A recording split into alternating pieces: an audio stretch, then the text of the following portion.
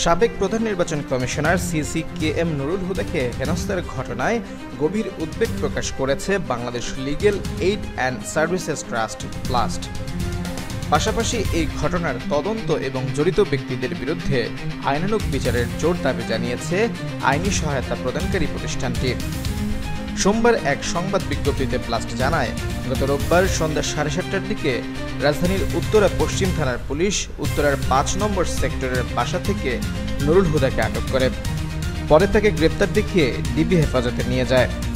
প্লাস্টের সংবাদ বিজ্ঞপ্তিতে বলা হয়, সামাজিক যোগাযোগ মাধ্যমে ছড়িয়ে পড়া ভিডিও চিত্র এবং গণমাধ্যমে প্রকাশিত ছবিতে দেখা যায় আইনশৃঙ্খলা রক্ষাকারী বাহিনীর সদস্যদের সামনে একদল পুরুষ নুরুল হুদাকে মারছে এবং তার গলায় জুতার মালা পরিয়ে অপমানজনক আচরণ করছে।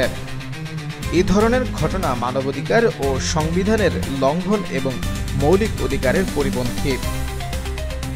সংবিধানের অনুচ্ছেদ 31 এবং 35-এর 5 অনুযায়ী প্রত্যেক নাগরিক আইনের আশ্রয় লাভের অধিকারী।